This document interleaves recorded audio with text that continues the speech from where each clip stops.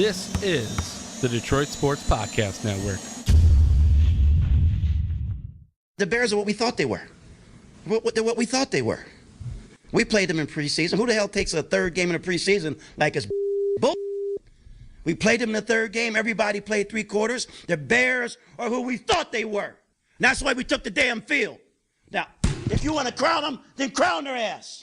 But they are who we thought they were. And we let them off the hook. Thanks, Coach.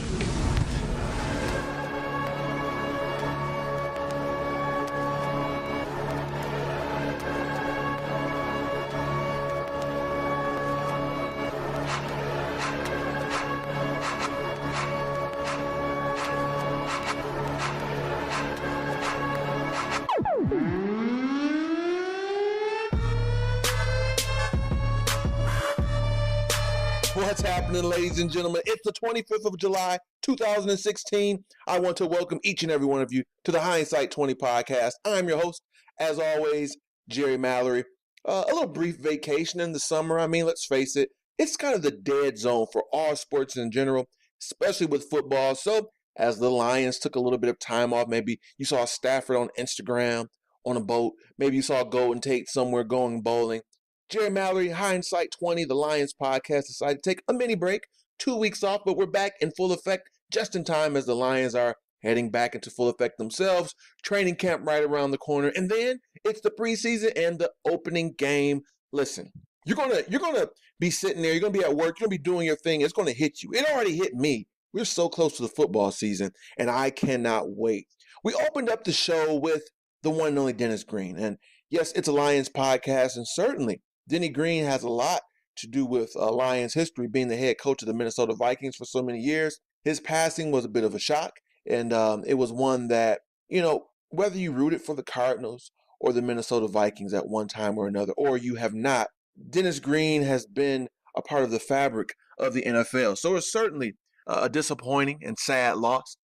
He's probably best known, unfortunately, despite having some pretty good teams, despite 2000 Vikings team, which was one of the best in the league, and we're going to talk about them in a second. He's probably best known for that clip. The Bears were who we thought they were, and we let them off the hook. Bam, pound, hits that table. I love it.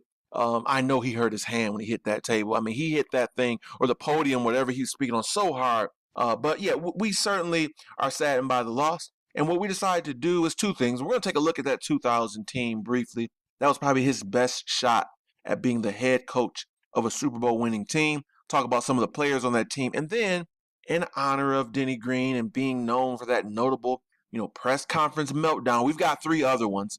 No surprises. There's ones you all are familiar with, and love as well. We'll talk about all three of those. We'll play all three of them and comment on them. But let's talk about his legacy, and specifically that 2000 Minnesota Vikings team. Some of you might be too young to even remember them. Perhaps you didn't get into football as early as 2000. For me, it began in the early 90s, and this was one of the better teams. You had Dante Culpepper, who's in his second year, his first year starting, and he lit the world on fire. We thought he was basically going to be the next great thing, because right there in his second year, his first full year of starting, he had 3,900 yards, and I know you may look at that now and say, 3,900 yards, big deal, but in the year 2000, I know I'm getting my old man on, but seriously, in the year 2000, approaching 4,000 yards was a big deal. Guys do it all the time now, but that was a big deal. And so you had him with that, 3,937 yards, 33 passing touchdowns. Again, this is in 2000. 33 touchdowns is still good in the NFL, but it's not like mind-blowing, eye-popping. Back then, 33 was a huge deal, and 7 rushing touchdowns. Quite the year. Robert Smith had over 1,500 yards. This running back had a pretty good career, decided to end it all to become a doctor in the medical field. Randy Moss was Randy Moss, 15 touchdowns, 1,437 yards. Gary Anderson, classic in terms of kicking. And then on defense, you had Ed McDaniel, John Randall. And this is a very good team. And I thought, this team would go on to beat and just demolish the New York Giants, but it was the other way around. Yes, they went 11-5. I mean, it was a really good year, but they lost, and they lost bad. They lost 41-0, and man, what a shocking turn of events. That was it for them. Dennis Green lasted most of that following season, ended up getting fired. Mike Tice takes over for him. I mean, that was a special season for that team. I really felt like they had a great shot at winning a championship. Now, you can go back to 1998, and that was the year where, it was a big shock because they were 15-1. They lost one game. That year, everything went right. They couldn't be stopped. They couldn't be beat. Their one lone loss was at the Tampa Bay Buccaneers, and they lit the world on fire that year as well. And for that year, you had Randy Moss being a rookie, doing what he did. The team was phenomenal. Again, losers in the conference championship, this time in overtime to the Atlanta Falcons. I feel like, between the two, you look at the record, you'd say, yeah, the 15-1 team was the one. I just felt like Atlanta was better going into that game. I expected them to find a way to win. And the other year, although it was 11-5, just seemed like they were primed to take the NFC, but it never happened. But Randall Cunningham had a phenomenal year in '98. Robert Smith with another big year. Randy Moss, 17 touchdowns, and John Randall with 10.5 sacks. So his legacy from a coaching career, I think those two seasons kind of sums it up. But I think what people remember him most, like I said, is the quote: "The Bears were who we thought they were, and we let them off the hook." Classic line from the man. But as we know, he's not the only one. There's been a ton of post-game press conference meltdowns from players, from coaches in all leagues. But we're going to stick to the NFL. Let's give a listen to one of the classic ones. I'm not even going to name who it is. I'll let you listen to it and digest it right now. Playoffs? Don't talk about it. Playoffs? You kidding me? Playoffs? I just hope we can win a game. Another game. That sound clip is short and sweet. It's the former coach of the Indianapolis Colts, Jim Mora, with the classic playoffs. I mean, I think what made this one good, it's two things. It's the high-pitchedness of his voice. He's sounding like a 13-year-old young man going through that change in his life.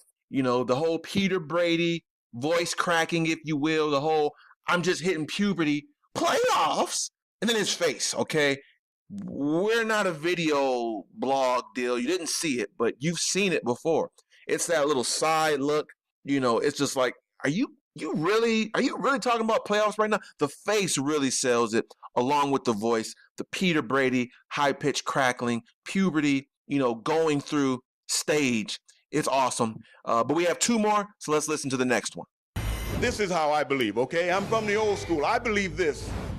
I would rather play with 10 people and just get penalized all the way until we got to do something else, rather than play with 11 when I know that right now that person is not sold out to be a part of this team. It is more about them than it is about the team. I cannot play with them, cannot win with them, cannot coach with them, can't do it. I want winners.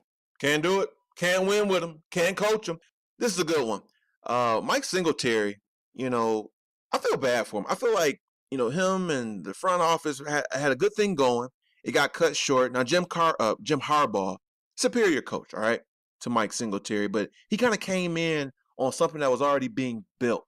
This is a good one. It's not as good to me as Jim Mora or Denny Green, or the next one I'm going to play, which might be my favorite, only because it's a little contrived.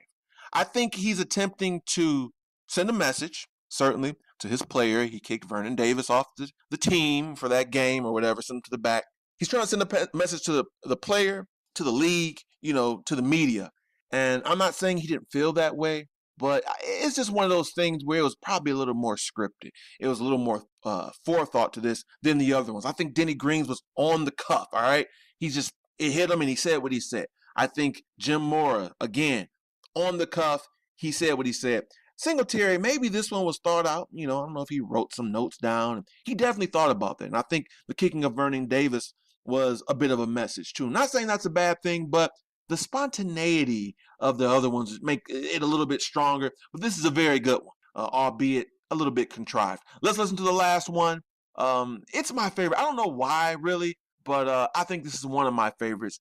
Denny Green's probably does take the cake. And you had some other ones in college. I'm a man. I'm 40. Those are great. But NFL-wise, I'll say Dennis Green and this one are my favorites in terms of coach tirades. This is what's great about sports. This is what the greatest thing about sports is. You play to win the game. Hello? You play to win the game. My man Herm Edwards laying down the law, okay? You play to win the game.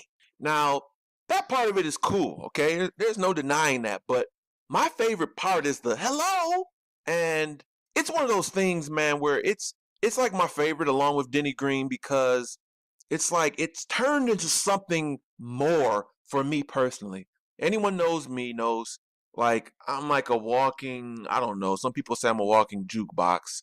I'm always singing a song that applies to a moment. Or, you know, my wife would say, you know what, you might have Tourette's syndrome because I'll say something, a saying, a sound effect, a movie quote, and I'll just go on and I'll just keep doing it. And this one, hello, that, I don't know, I grabbed a hold of it and I made it mine to where, like, if someone does something that's stupid or I don't understand or, like, I'm trying to make a point and it seems really clear to me but no one else, you know, is getting it, I'll just be like, hello? To the point where I asked my wife before I did the show, I said, have you ever heard me say that before? I said, hello?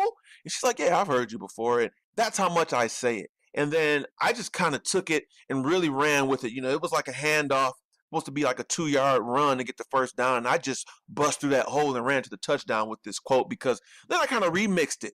You know, I started really exaggerating and elongating the hello to the point where it was almost like a little bit of Lionel Richie's hello.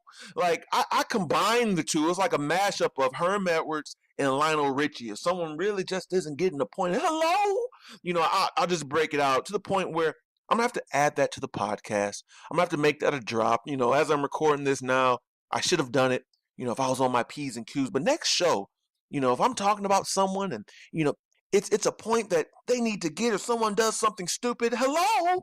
Maybe it'd be my voice. Maybe it'd be Herm Edwards. Maybe it'd be Lionel Richie's. Could be a combination of all three in harmony. Either way, you're going to hear it on the next show. All of those quotes live in infamy in the NFL, and certainly Denny Green, the quote, but also the man. You know, being a very fine coach, being a coach that was instrumental in terms of, you know, being one of the first black coaches to do this or to do that. You know, he's going to be missed, and certainly his voice, his soundbite, it's not going to die. It's going to be here forever and ever for all of us to enjoy. Now, moving on, touching on the Lions now. We did a little NFL talk. Two suspensions that come to mind, and it had me thinking about our boys. You got Tom Brady, and Deflategate just keeps on going. You know, it keeps going. 4-game suspension overturned last year. This year it's happening, no doubt. Now, I own Rob Gronkowski, Gronk in one of my leagues. One of my bigger leagues, auction, fantasy, dynasty league, and I'm hoping Jimmy Garoppolo goes ahead and does what Tom Brady does. Get the ball to Gronk.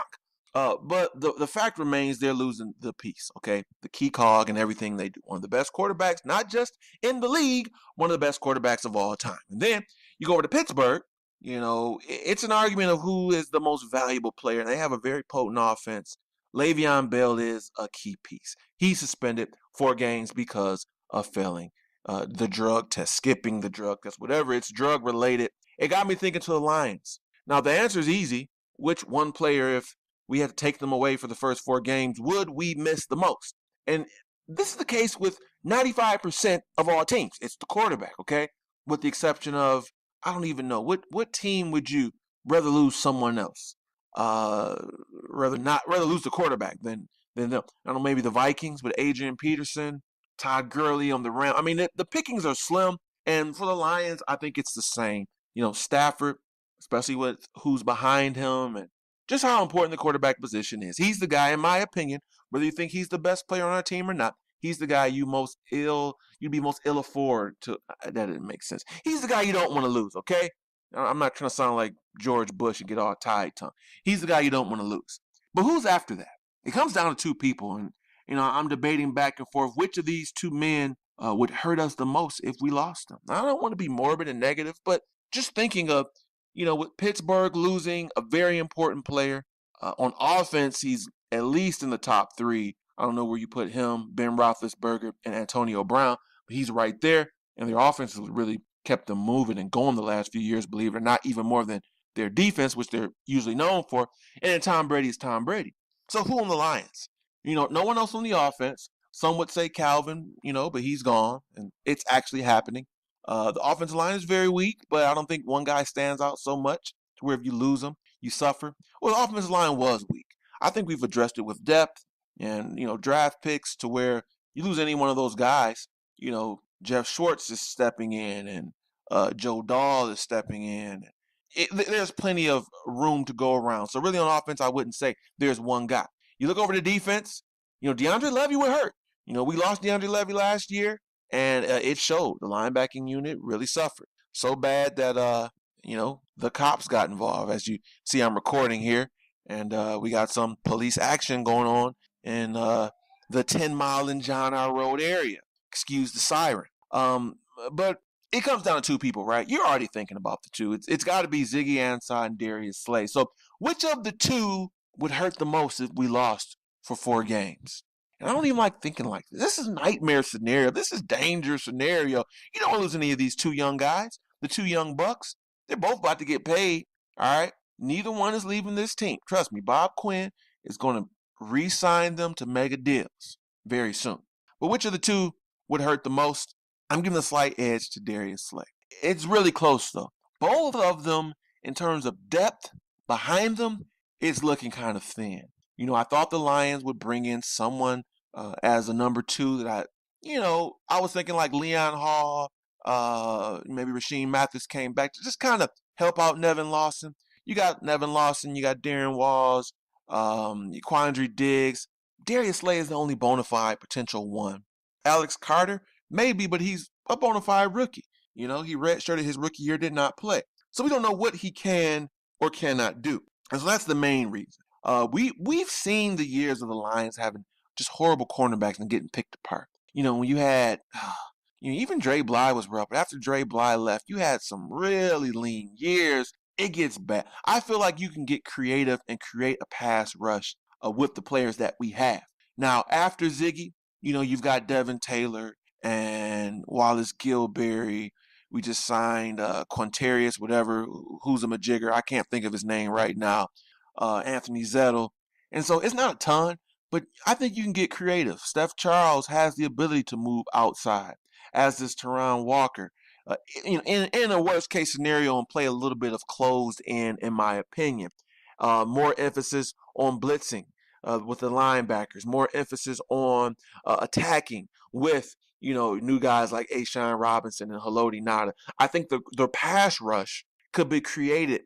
You can kind of mask not having that defensive end. A cornerback's a cornerback, man. You're out there sometimes on the island, and just imagine, you think about receivers we have to face this year, like Alshon Jeffrey and Dez Bryant and Odell Beckham Jr. Imagining facing those guys without Darius Slay, I think would be a lot more disastrous than losing Ziggy Ansah. But the fact remains, they're both, 2 at the top of their game, and you don't want to lose either one. All right, guys, we're going to take a quick break. When we come back, we'll talk about a couple of guys the Lions were interested in and how that ties into how they're feeling about their roster or Bob Quinn's philosophy. And then I have a new segment called Get At Me. I'm going to make 4 statements. They might not be popular. You might not agree with them. Some of them may rub you the wrong way. That's why I'm saying get at me. If you got a problem with it, get at me. All right, guys, quick break, and we'll be right back on the Hindsight 20. Jerry Mallory here for the Hindsight 20 podcast. It's simple. Your ad can be placed right here. Send us an email, hindsight20podcast@gmail.com.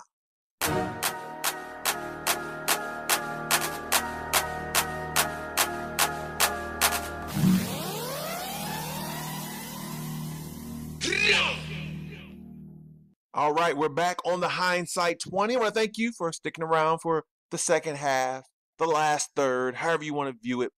Thanks for sticking around. So when we left, we talked about a few of the Lions, not acquisitions, but just persons of interest. Over the last week, they've expressed interest in 2 guys, both Arian Foster and Jimmy Clausen. Let's talk about those 2 players first and foremost. Arian Foster, he went ahead and signed with the Miami Dolphins, so not an option for him to come here. Then Jimmy Clausen pretty much has been a career backup had some time in Notre Dame where he looked promising, ultimately being with Carolina, not doing much. But what is the deeper meaning of these two persons of interest, people of interest? Well, let's talk about Jimmy Clausen in the quarterback situation. Stafford, obviously, it's his gig. After Stafford, what does Bob Quinn see? What is he like? What is he not like? There's a lot of questions when you bring in another guy and you got three guys already on the roster. Jake Rudock, who is the newcomer, late round pick out of Michigan. Does this mean that they want to carry three quarterbacks, but they're not ready to unleash the Rudock on the NFL? Perhaps he's headed to the practice squad.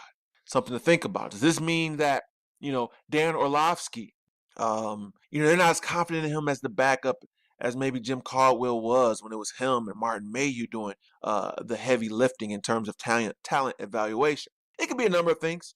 It also may be just this simple. Bob Quinn wants depth. People get hurt. He wants to have some guys come in. He wants to have some familiarity with a few players. That way, if one of our backups go down or, I hate to say it, dare I say it, if Matthew Stafford goes down, they're in a position where, okay, we looked at Clausen, we like this about him, let's bring him in. Or hey, we looked at Clausen, didn't really like him, let's move on. They have the option. It can mean nothing in terms of, Jake Rudock or Dan Orlovsky. They could love both of them and be fine with both of them. But having that option of bringing someone in, but it could be something. Like I say, sometimes where there's smoke, there just very well may be a little bit of fire. So it's something to keep an eye on. To where we thought they would have three quarterbacks and they're good with them, and there was going to be three guys. Maybe, just maybe, Rudock. If I had to guess in terms of who's in danger, just Rudock, maybe they're more comfortable with him being on the practice squad. And so maybe they want Clausen to be that third quarterback. We have to wait and see. Now, Arian Foster, you hear about him potentially coming in. As we know, this guy has been riddled by injuries, but he's had some good seasons, okay? As we're aware of, 2010, he led the league in rushing, 1,600 yards, followed up with 1,200 yards. Then the next year, he had 1,400 yards, just doing what he does. 16 touchdowns, 10 touchdowns, 15 touchdowns. Injury riddled 2013, then 2014, right back at it, okay, with 1,246 yards, 8 touchdowns. That Achilles, man, that's a bad injury. And he's on the wrong side of 30. Okay, or he's approaching the wrong side of 30. And, he's 29. He'll be 30 in about a month, and exactly a month, actually, on August 24th. So just at about a month, he'll be 30 years old. And he's had plenty of injuries with the knee, with the Achilles. But we want to bring him in. We want to give him a look, potentially sign him. What does this mean? Well, we can read into it a couple of ways. One is Stephen Ridley. I think you bring him in to be the primary backup ball carrier behind Amir Abdullah. Reddick is going to catch the ball a lot. He's going to get some carries, but he's the primary receiving running back. But after Abdullah, Ridley was supposed to be that guy. Well, there's some questions about his health, and maybe they're a little bit more concerned. And then also Amir Abdullah's health, having the shoulder surgery. Maybe he's not progressing as much as they want him.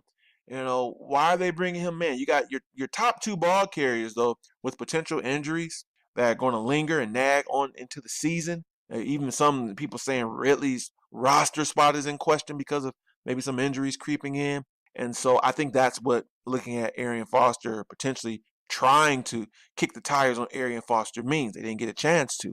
And so it's something to look out for. Or perhaps there's another running back that may become available. Maybe they're not as confident in the health. I think that's what it comes down to, because a healthy Ridley, a healthy Abdullah, healthy Reddick, you're rolling with those three, and the fourth guy can, battle it out between Washington and between Zenner, even George Wendt. But the fact that they wanted to bring in Arian Foster, I don't think to be a starter, but to be a backup, to me means perhaps Ridley and perhaps Abdullah aren't as healthy or coming along as quickly as you'd like. All right, it's time for the new segment. It's called Get At Me. I'll say something that's maybe not as popular, that a lot of people won't say, and it's kind of one of those things. I'm challenging you. Get at me. You don't agree? Tell me why. Get at me. So the first one, we'll start off. It's 4 of them. I got 2 positive. I got 2 negative. I'll sandwich 2 positives with 2 negatives. Okay, so the first one will be positive, and then the next 2 will be negative, and we'll end it on a positive note. The first one is simple. Matthew Stafford is currently a top 10 quarterback in the NFL.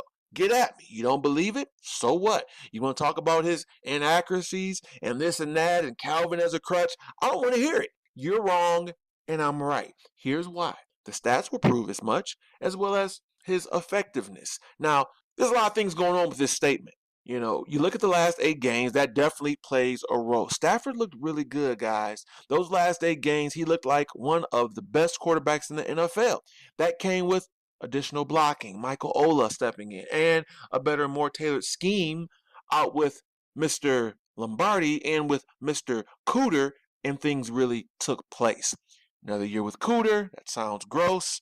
An improved offensive line, not relying on Calvin, meaning he'll use his options, spread it out a little bit more.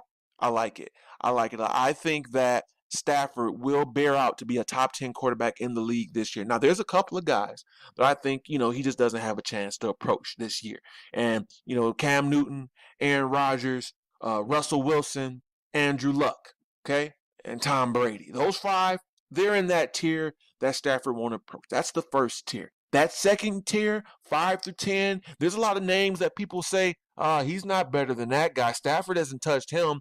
He's on their level this year, and it's going to show. He's going to surpass some of these guys. Drew Brees, Ben Roethlisberger, Carson Palmer, Phillip Rivers, Tony Romo.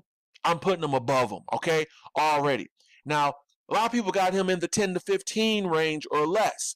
A guy like Blake Bortles, no, Stafford's better. It's going to show this year. Derek Carr, Andy Dalton, Kirk Cousins, Tyrod Taylor. I don't want to hear it, okay? Eli Manning, I don't want to hear it. I said it. It's going to happen. Matthew Stafford is a top 10 quarterback in the league. It's going to show this year. There's a top tier, okay? Newton, Rodgers, Wilson, Luck, Brady. After that, that second tier, Stafford's right in that mix. You don't like it? Simple. Get at me. The next one is about our beloved Ziggy Ansah. I love Ziggy. He's a fine player. But guess what? Ziggy Ansah, I think he may have peaked. What do I mean by that? I think the skill set that we've seen, that we saw last year, that's about as good as it's going to get. That's really good. I think it's going to go on for several seasons. I don't think it's like, oh, he had one good Pro Bowl year, flirted with All-Pro, and that's it. No, I actually think that he'll be a Pro Bowl perennial Pro Bowl player for the next 4 to 5 seasons, and that's great. Keep in mind, he's a little bit older. He started football late, but he got drafted at 24. So he's getting up there in age. I just don't ever think he'll take that next step, okay? He's in the Jason Pierre-Paul range, all right, which is really good. 15 sacks, really getting it done, Robert Porsche type situation. Really good. Some people are expecting that next stratosphere, okay? And I'm here to tell you it's not going to happen.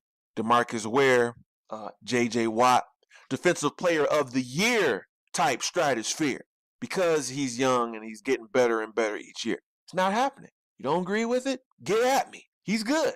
Pro Bowl, like I said, next 3, 4, 5 seasons, he'll be in that 13, 14, 15 sack range, but I don't see it getting better. See, he's right there in that Pro Bowl range, but to go to that next level, to be a Mario Williams when he had a sick year, or Robert Quinn, or a J.J. Watt, DeMarcus Ware, Defensive Player of the Year, you got to get in that 18, 19, 20 sack range and have continual pressure. That's another thing. He gets sacks, but there's a lot of plays in between those sacks where the pressure is not there. He's a great run defender, but his pass rushing, the number of disruptions, the number of time he causes bad throws and really threatens the quarterback, it's not there. There's a lot of plays where that line and that quarterback for the other team has, in my opinion, too much time to get a pass off. And I just don't see that with J.J. Watt. It may be 1 or 2 plays in there where that happens, but it doesn't go much longer than that.